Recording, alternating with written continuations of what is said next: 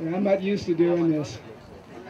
There was a post on our listserv that some of you might have seen that Deborah Gavel, I haven't seen her, I don't know if she's here tonight or not, posted, and she posted a quote by Bill DeBuise, who's a wonderful Santa Fe writer. And Bill said that if we want to save the Bosque, we need loyalty to place.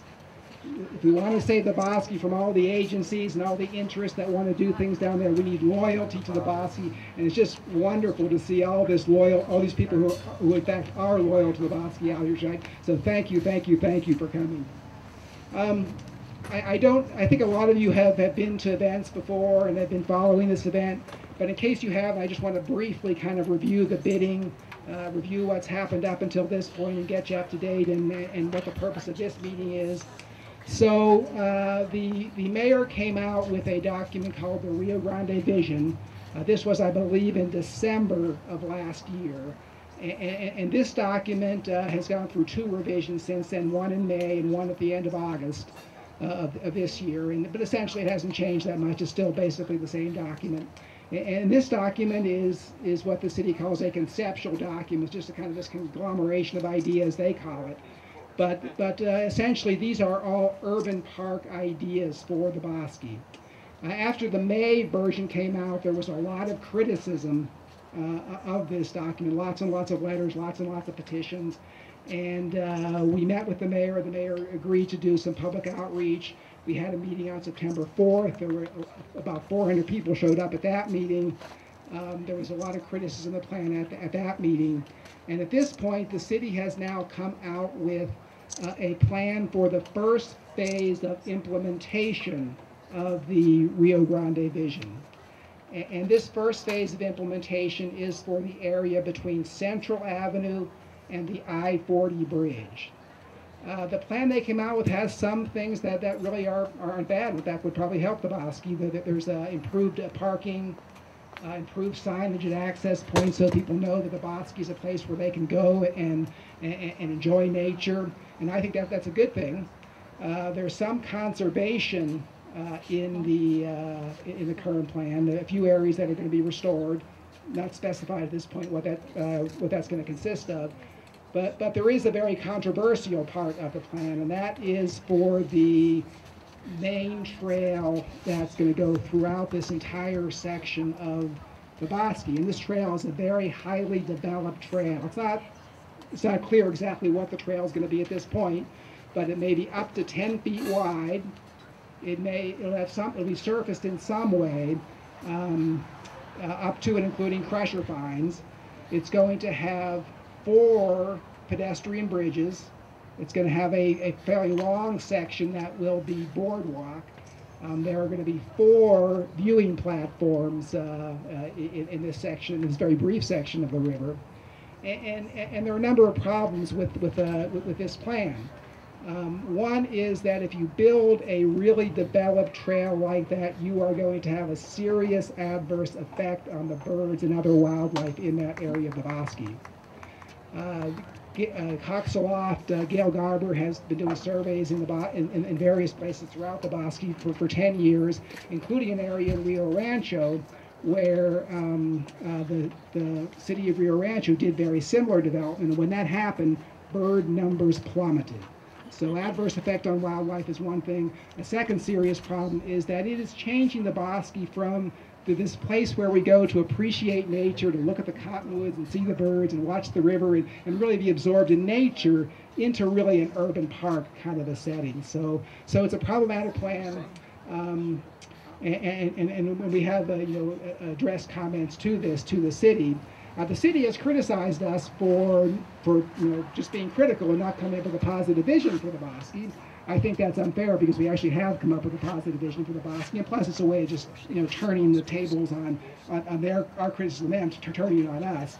But still, I think it's valuable to tell the city what our positive vision for the Bosque is, and that's really what this meeting today is about.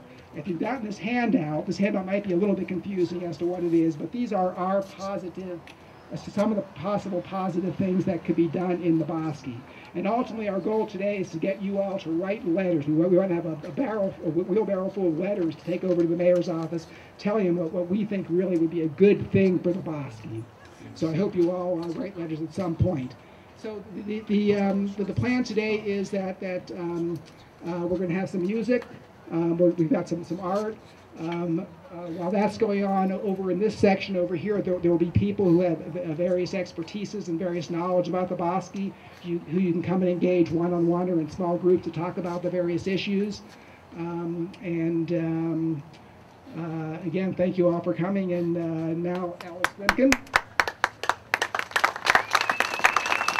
is going to introduce the band. And Alex, I should say, you should give a round of applause for Alex. Alex has done phenomenal amount of work, phenomenal work for the Bosque. He helped organize various events, did our Facebook page, so he deserves a good round of applause. Thank you, Richard. How are we doing tonight, Albuquerque? Woo! Yeah! All right. I was a little nervous when I was asked to speak because I knew the crowd was going to be really vocal and have a lot of demands. And in fact, some people have already been telling me, give us the science. We want the science. Okay, and we're going to get to the science. But before we get to the science, we got a little art, we got a little poetry, and we got a little music. Please welcome the Kali Shah Band. They'll be performing shortly after a few more minutes here. And before we have the music, we would like to welcome one of our Albuquerque poets. She is a member of our River Writers, Priscilla Candelaria. Are you here? Here. Okay. Woo! It's my honor to present to you Priscilla Candelaria.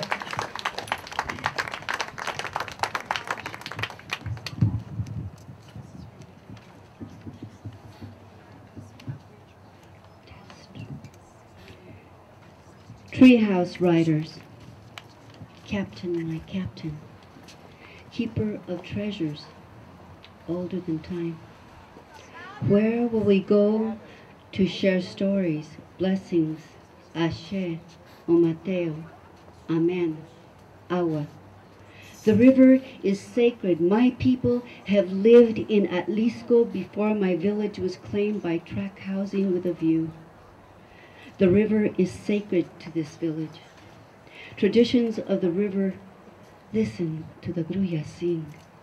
Rio Bravo, Rio Grande, destruction of a biodiverse, maintained ecosystem, reducing, extinguishing, something to capitalize. Instant gratification versus long-term damage. The city of Albuquerque has robbed us of our open space, our parks. Rio Grande Park, behind the pool. Bike shop, we lost the only place if you didn't have a bike. You had one for an hour. Gone. Gone. Lowlifes, undesirables, cruisers, me. I was so young then. Condemning it to the zoo.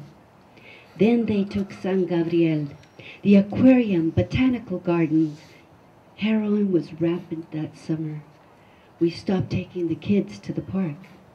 They cleaned it up, and they didn't give it back. Condemned.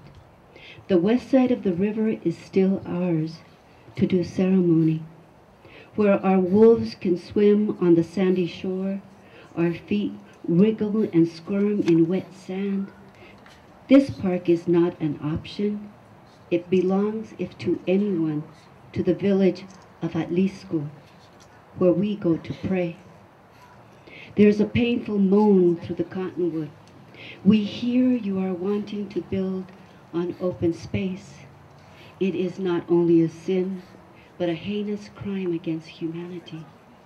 The river with her forest tetones, her seeds, ancient sentinels, have not been replanted, and invasive non-native plants have not been maintained by culling. Flooding needed for reproduction, our village symbol, the cottonwood, where travelers all were given something to fill a need. The Dene herded with my grandfather. Abuelo traveled the llanos tending sheep, coming to rest by the river. Mangled, manipulated, and abused, all for the sake of someone's progress. The city of Albuquerque has encroached on native lands kept sacred for fowl, beast, and man. You take our parks to clean them up, but you never give them back. We are charged a fee to go into what was once my playground, my paths. But you now want to build on my church. My heart aches at the cruelty of those who wish to read about my people on plaques, headstones, trying to make history of who I am, who the families of the valley are. You now want to build shops on my place of prayer, a place of prayer for monks, from faraway lands to shamans who travel through gathering, giving healing. Progress wishes to build a strip mall on hallowed ground. We are the river. We cannot survive without the ecosystem.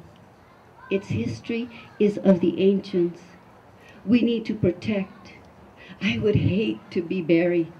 He will go down in history as the mayor that killed the Bosque. Just got rid of one more patch of brown. The people don't want any more pathways. We need more pole planting, encouraging bat population, invasive trees removed on an ongoing maintenance. Flooding must be part of the plan.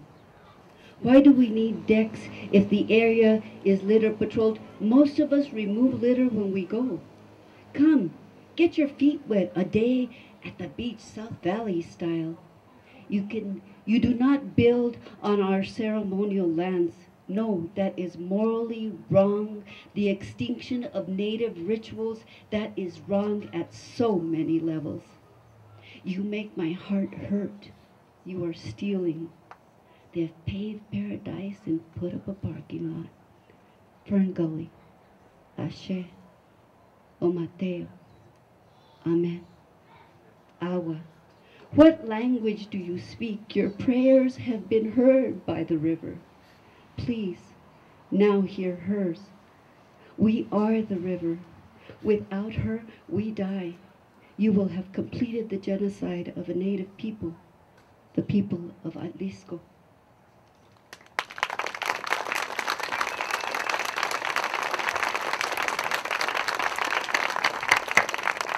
Thank you, Priscilla. Next up is a letter from the daughter of Aldo Leopold. It'll be read by Tony Anella. Tony Anella.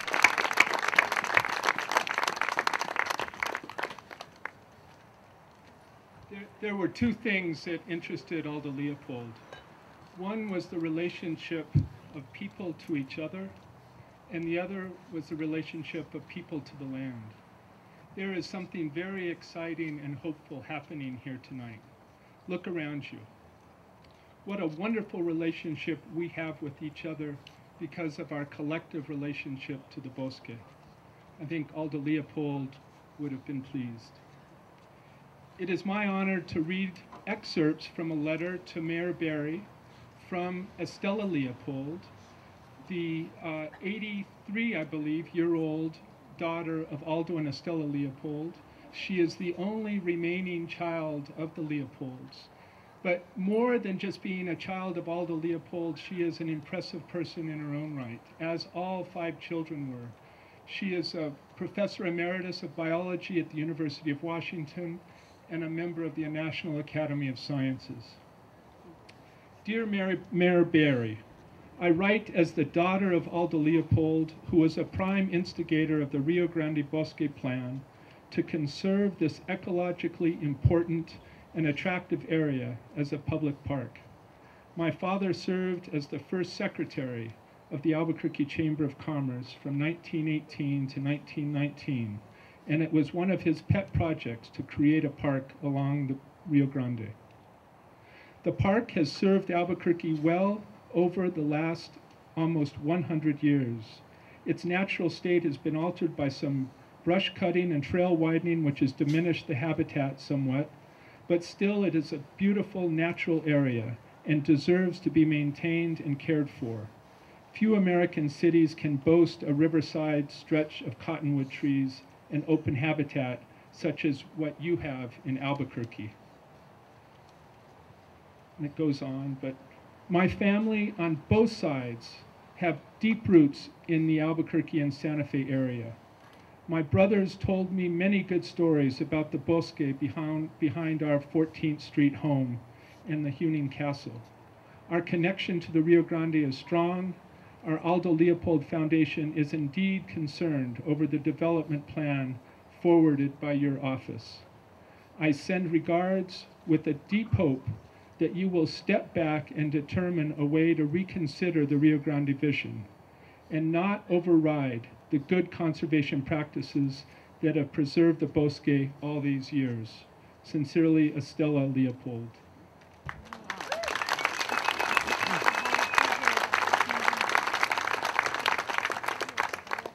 The recent Albuquerque Journal poll asked the following question. Quote, do you support or oppose the city's proposal to increase access to the Rio Grande and the Bosque? 69% responded by saying they wanted more access. The problem with the Journal's poll is that it creates a false dichotomy. The question is not either or. The question is how best to design the access.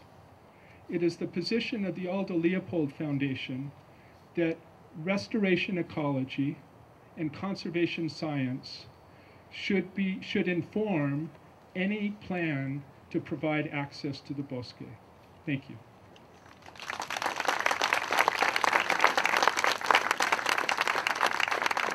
Thank you, Tony.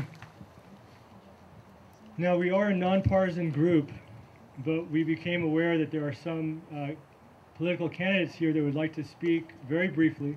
With your permission, we will allow them to speak, but we do have a 3-minute cowbell that we got to institute here, because we got musicians that want to play, we got art that we got to make, we got speakers that you got to hear from.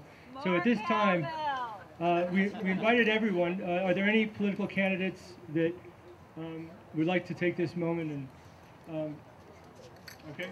We have a mayoral candidate here, Pete Dinelli. Thank you for allowing me to speak. It's truly an honor.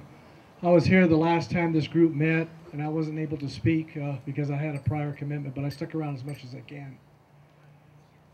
I'm a native of Albuquerque. I was born and raised here, and my family roots run extremely deep. My grandfather came to the United States in the year 1900 and settled right here in Albuquerque when Albuquerque only had 10,000 people. My mom was originally from Chocón, New Mexico, and my father was a barber and my mother was a waitress. Hardworking family. And believe me, I know what the Bosque means to this community. We need to preserve it at all costs. What amazes me when you look at this Mayor Barry's real grand vision, I want you to ask, what is his vision for the Bosque? Barry's vision for the Bosque is, again, paved pathways. Mayor Barry's vision for the Bosque is sculptures. Mayor's vision for the Bosque is restaurants. It's a vision that a contractor has to take one of the most pristine areas of Albuquerque that makes Albuquerque and gives us our character. This is a vision that is completely blind because it's one of that of a contractor.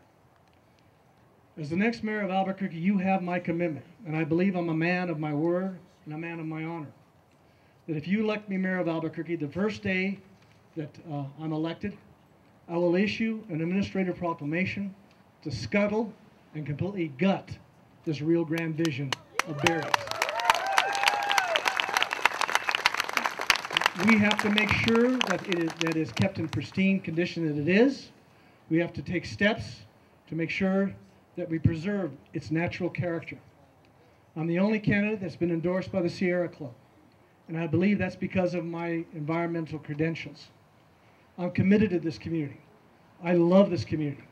And I believe me, if we continue with this very vision of the Bosque, we're going to find ourselves with a Bosque that really is not reflective of our community. I ask for your help. I ask for your vote. We've only got 20 days left in this election. Get out and vote. We need help with canvassing. We need help with phone banking. And I'm also the only candidate that is running on public financing. This mayor has raised $750,000 for contractors, which I am convinced will benefit by his very Bosque vision. I need your help. Thank you very much.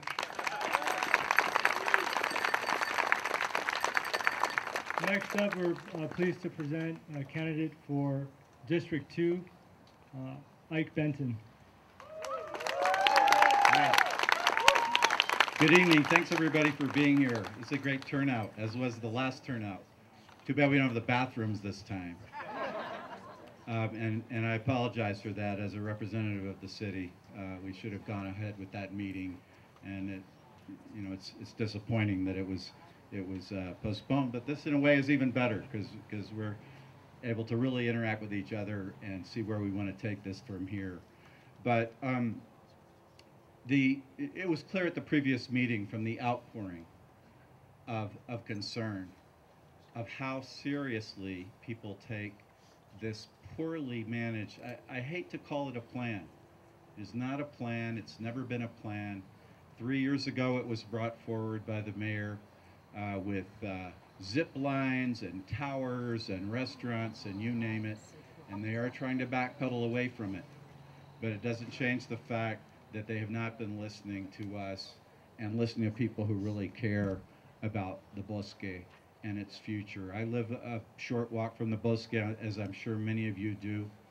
And I'm sorry I'm not going to be here for the whole meeting. We actually have the last forum between myself and my opponent right over here in Duranes tonight, so I'm going to be leaving.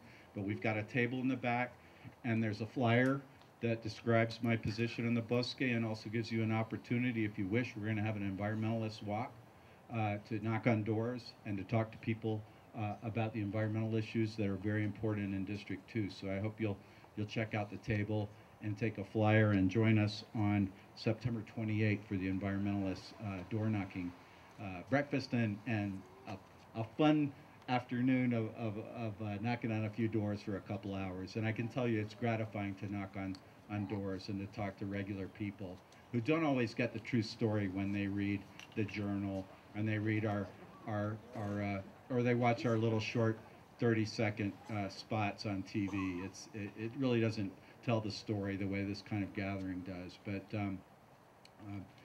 I'm behind you, with the support of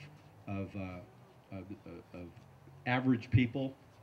We can stop this plan. We can take those funds, and I do believe in spending the funds in our Bosque, but let's spend it for habitat restoration and fire prevention and keeping it natural and native. It's a great place. I've never had a hard time walking there or taking my bike there or taking a kayak down to the river. Never had any problem. So what's the problem we're trying to fix?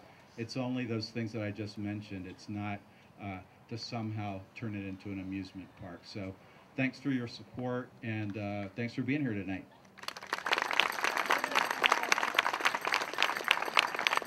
We actually had another 15 seconds, so I'm just going to ring the bell. Okay, next up we have a mayoral candidate, Paul Habe. Thank you. I've been on a lot of forums, and the first time I got rung by a cowbell, but I guess anything works. I'll be short and sweet. We have a huge environmental problem in Albuquerque, which there is no fix for, and which nobody's talking about, and that's the Kirtland spill. More jet fuel was spilled there than the Exxon Valdez. And if you talk to environmental scientists, as I have, there is no fix for it. The only fix is an alternative water source. But nobody wants to talk about that. Now we want to destroy the Bosque? Seriously? We have a wild area that, to me, everybody can access, and I've accessed it many, many times. I see no reason for putting picnic tables, putting up stands to sell things or anything of that sort. Leave it alone. I'd be very interested in seeing, you know, the ideas for, you know, getting non-native plants and stuff and things out of there. Anything that will help the Bosque. But the Bosque's been there for thousands and thousands of years. Does it really need our help? Does it really, really need our help, or are we going to wind up destroying that too? Under my administration, the Bosque, I guarantee you, will be left alone. And as far as the oil spill or the jet fuel spill goes, I'll be in front of Congress saying, you can pipe oil from Canada to the Gulf. You can pipe water from the Gulf to Albuquerque. You made the mess. You're going to fix it. Thank you.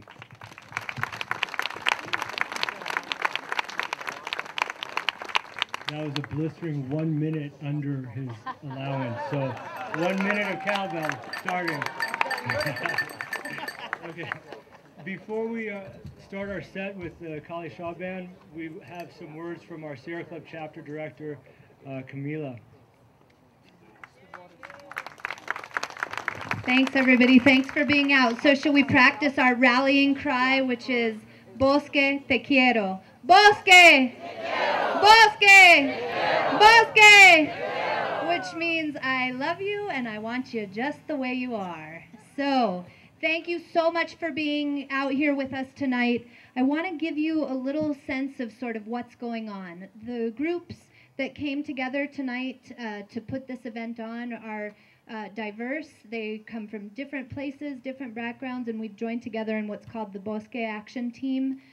Anyone is welcome to join that. You'll see on the talking points that we have in all of these tables that you can join our listserv by emailing me. You can sign the petition that Alex put together.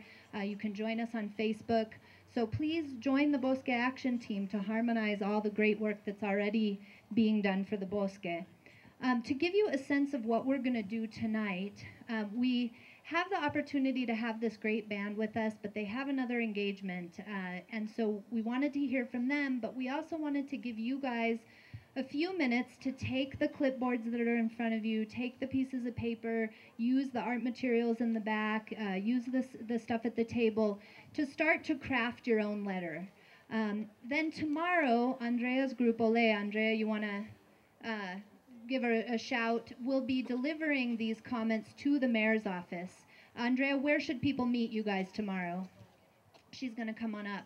So while she's coming up, what we're going to do is spend 15-20 minutes getting people's letters written. Take the time, just sit down, look at the talking points, decide what it is that you want to say. And then after we hear our first set from the band, we're going to come back together. We're going to hear from some scientists. We're going to hear from some writers and thinkers.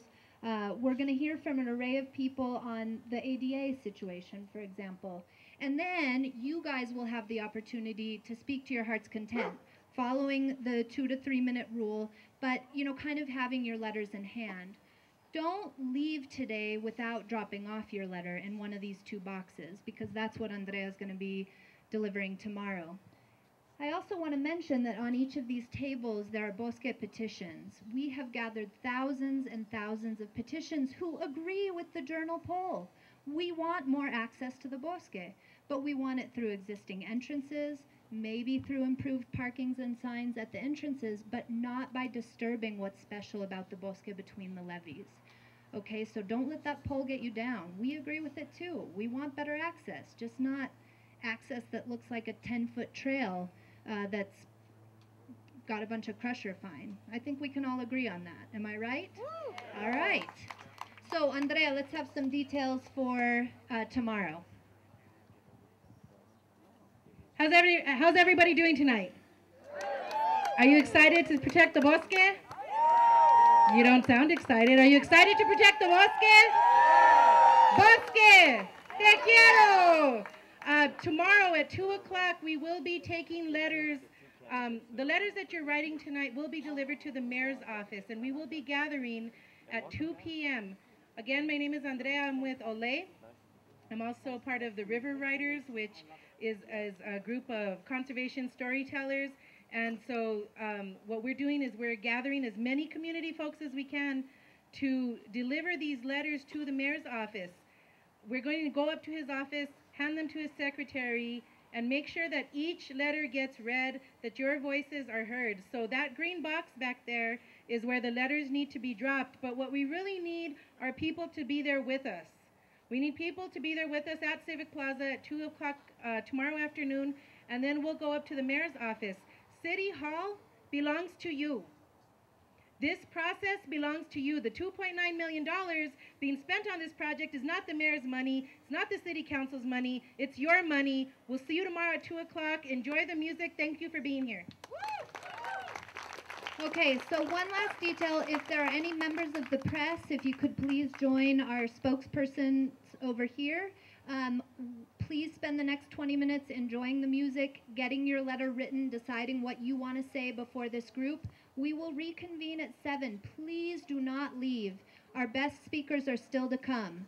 The Kali Shah Band. Thank you very much.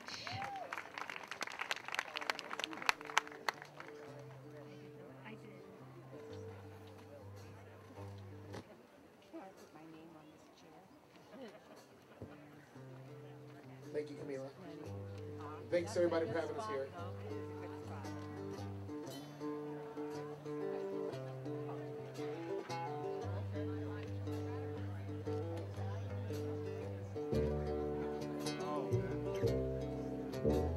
I don't think so. All right, we'll see you later, man.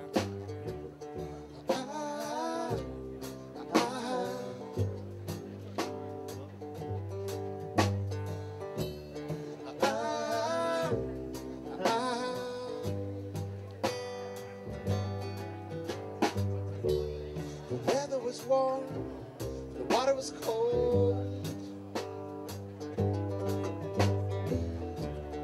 Jellyfish and bottle caps washed the shore. My thought pointed out, coming back to the town. But Jude doesn't know, she doesn't know I'm in trouble now.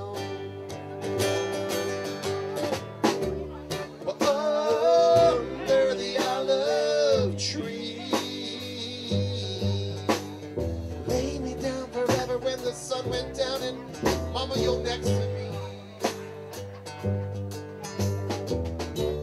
The lights by your eyes shine blue. Motorbikes and gypsy cabs back from you know who. I'm out on my own now, oh boy.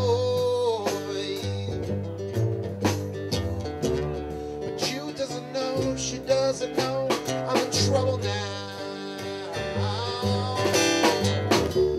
We're under the olive tree. Lay me down forever when the sun went down and mama, you're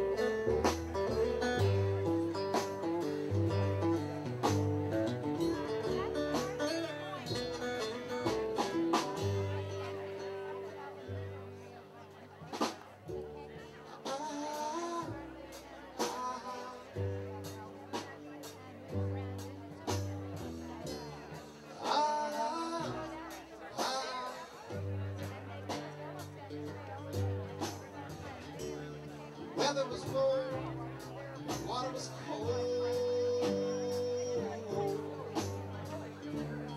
Jellyfish and bottle caps washed to the shore.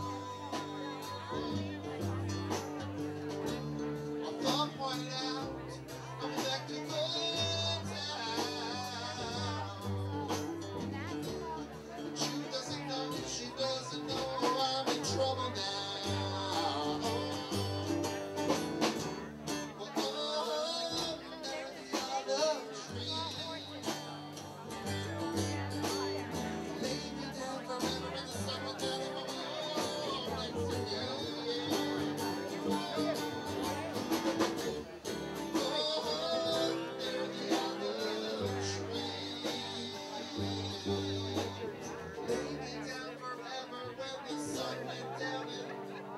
Bosque is still right here with me. Yes, under the olive tree, that was a Russian olive. Thank you very much, everyone, for the Kali Shah Band. We're here in support of the Bosque being preserved.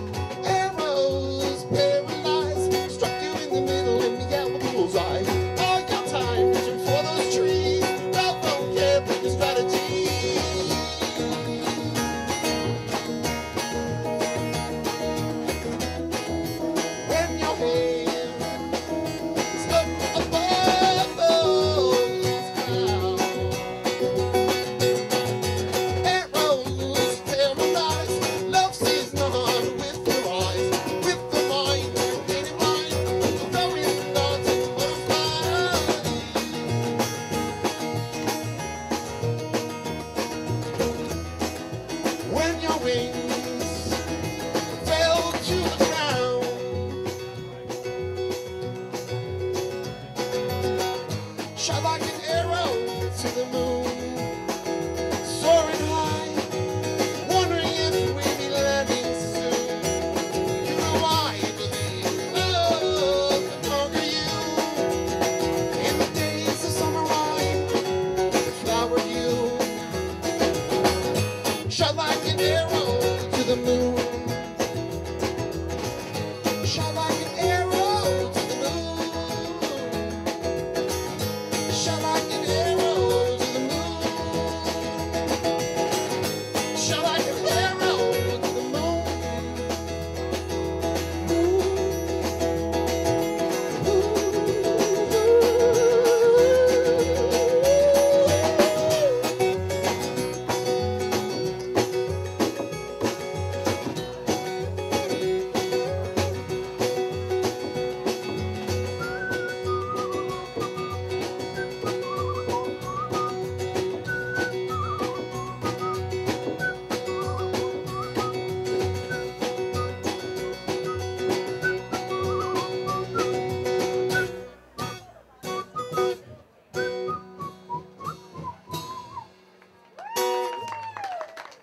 Thank you very much. Have a round of applause for the Kali Shah Band, please. Woo! So just a couple of quick announcements. If you have not written your letter yet, please spend some time doing it. We've got talking points, we've got petitions you can take home, sample letters. We've got about 10 more minutes of this excellent music, and then we will reconvene to hear from the experts, to hear from you guys, so please don't leave. If you have questions.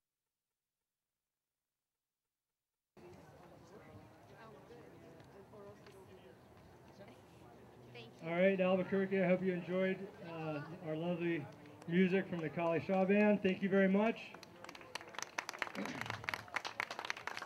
Now we heard from the politicians, and now we're going to hear from the scientists. Now, scientists can also speak. So we got the cowbell to rein them in.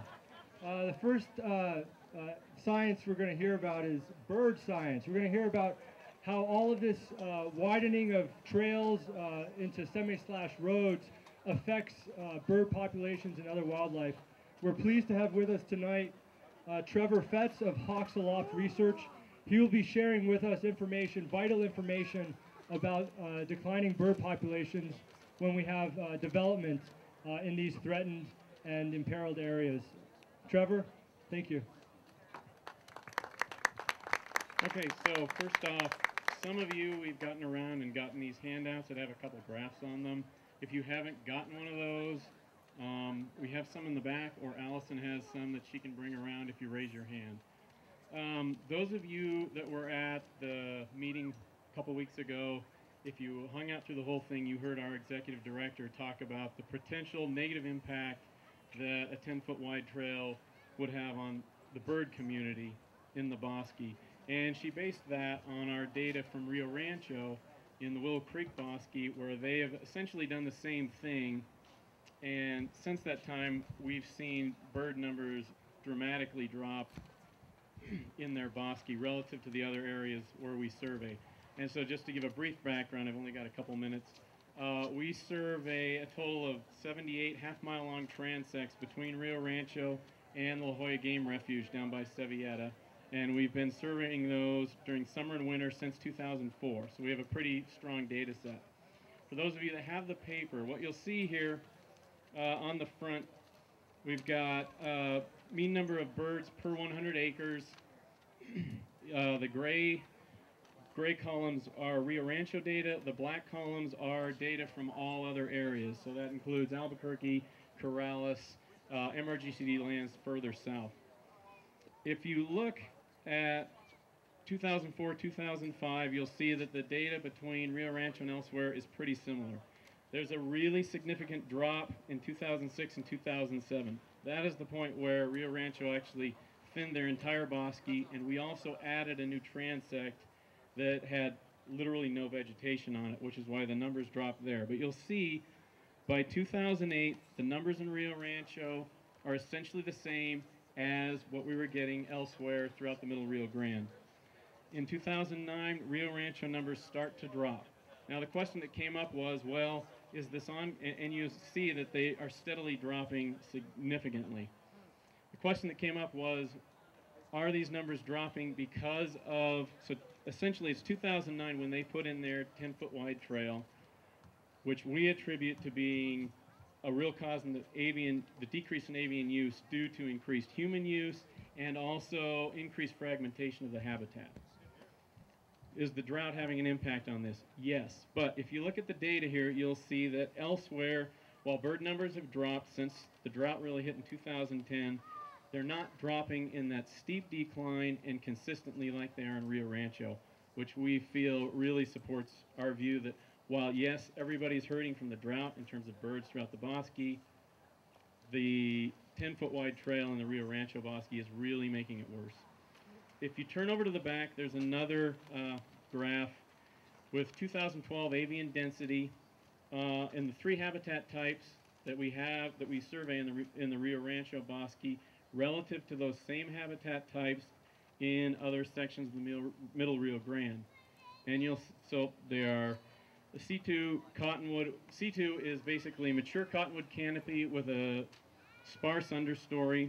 CW6 is relatively sparse, primarily coyote willow understory. And OP is simply open, which means there's very little woody vegetation at all. And we also threw in salt cedar, SC5, which is basically just salt cedar. Historically, over the 10 years we've been doing this, salt cedar has been the lowest, has supported the lowest density of birds throughout the summer, which is what this, on both of these are summer data, they're not winter data. And you can see, again, Rio Rancho's dark, all others are the light columns on that graph. You can see that in Rio Rancho, those habitat types are, the numbers for 2012 are significantly lower than they are for the same habitat types in other areas, which we think really supports the notion that the increased use due to the implementation of their 10-foot wide trail through their bosque has really negatively impacted birds. Okay, 30 seconds. So that's about all I can cover in this time. You can, for anything further on our stuff, you can go to our website, which is listed on there, and we also have a blog, which you should be able to get to from our website, and with that, I'll turn it over to the next speaker. Thanks. Thank you, Trevor. Thank you for your very important work monitoring our wildlife and our birds.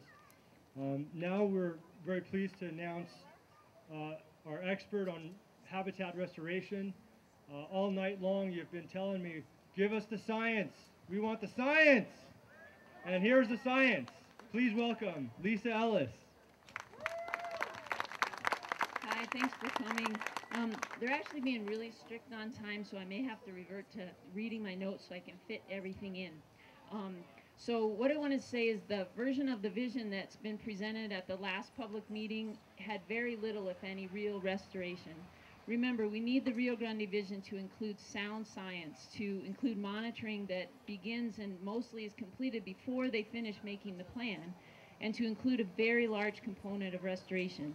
We really need to understand the ecology of the system to understand the appropriate restoration projects to suggest. The Rio Grande is a floodplain river. Once the active channel moved across the floodplain and it created a mosaic of different habitat types in the floodplain, including different age stands of cottonwoods and willows, patches of wet meadows, and numerous wetlands. It was a dynamic system, driven by the disturbance of flooding in years with heavy runoff. As you know, flooding is important for cottonwood regeneration, but it's also important for the mature forest, for it drives processes like decomposition and nutrient cycling. One of the reasons fires have increased in the Bosque is due to the lack of flooding. This has resulted in lower decomposition rates, the death of older trees, and the buildup of wood and leaves that provide fuel for these fires. But fires are also worse due to the extensive nature and continuous nature of the gallery forest. Before humans changed the landscape, there weren't such long stands of cottonwoods. Instead, there were smaller patches mixed with other habitat types that created natural fire breaks. The extensive alterations that humans made beginning in the early 1900s not only reduced the active floodplain to the area within the levees, but also resulted in the more continuous forest that we know today, one that is highly susceptible to fires. This is the largest remaining stretch of Rio Grande cottonwoods anywhere. However, we now have a bosque with senescing cottonwoods and a large component of invasive understory plants and little regeneration of new trees. Much of the restoration in the past has focused on activities like pole planting cottonwoods and other native riparian plants. This is very expensive and labor intensive, and the plants often die because they're disconnected from the groundwater. Due to the decrease in river flow and with that a huge decrease in groundwater, we're losing whole stands of cottonwoods at a time. There's been a shift in the focus of restoration projects to look at the bigger picture to try to restore some of the resilience to the system and bring back the habitat mosaic. We can't maintain a continuous cottonwood gallery forest. There isn't enough water and the risk of fire is too great. And we're also constrained by the levees, so we can't restore the floodplain to the way it was. But within the levees, the goal is to let the river return to a more natural condition. We need to let the banks erode and let the river flood into the bosque. We don't need erosion control. Due to the current riverbed morphology, this is very difficult for the river to do in Albuquerque. We have to help it along by lowering the banks and creating new channels into the forest. The Albuquerque Overbank project is a successful example where they removed a stand of invasive Russian olive from an old sandbar. They bulldozed the sandbar to lower it down, created a channel, and then let cottonwoods and willows regenerate on their own. It was very successful. Then we just let succession take over. The Rio Grande Nature Center has another example of their habitat restoration project. At the Nature Center, a channel was created through the bosque to provide backwater habitat for the endangered silvery minnow. And as I understand that water, the river flooded through there when it went high on this past Saturday. So for proposed restoration activities, they need to include various projects that allow for the reestablishment of the habitat mosaic and the reconnecting of the forest and the river. We need bank lowering and terracing to allow for natural flooding, no bank stabilization. We need to create back channels to allow natural flooding within the forest. We need to create willow swales, which are depressions that are excavated down and then planted with willows so they're down near the groundwater, so the willows or other native plants can actually survive there. We need to create meadows with native grasses, not the bluegrass or something, but native grasses like salt grass and drop seed. We need to remove jetty jacks that constrain the banks and limit the river's mobility, and we need to keep removing exotic plants. But again, the goal is to create a habitat mosaic, not to create larger contiguous areas of habitat, which is what the plan says now, or the vision says now. So we can't allow development within the bosque except perhaps some ADA access trails, because any permanent structures will inhibit the dynamic nature of the system we're trying to restore. A new trail along the length of the bosque should definitely be avoided, because this will further fragment the area and limit the whole area that's available for this habitat mosaic. Thanks. Thank you, Lisa. Now I would like to address a little bit of the misinformation out there. People opposed to the mayor's plan have been characterized as being elitist. We don't want people in the bosque. We don't want any access to the bosque. And this couldn't be further from the truth. We are all for access. Here to tell us more about what that access would look like is Richard Barish. Thank you. So the first two speakers are two things that we really want in the bosque. And one is we want lots of birds and lots of wildlife. And so we need to make sure that the things we do in the bosque don't endanger that. And we also want significant restoration. There are restoration projects down there, but they are, we need more. The bosque is a big place, and we need more restoration.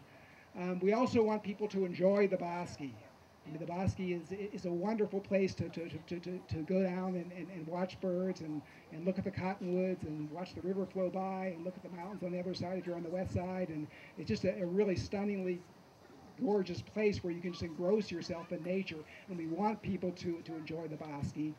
And the way to do that, the way to help more people enjoy the bosque is to improve the access points.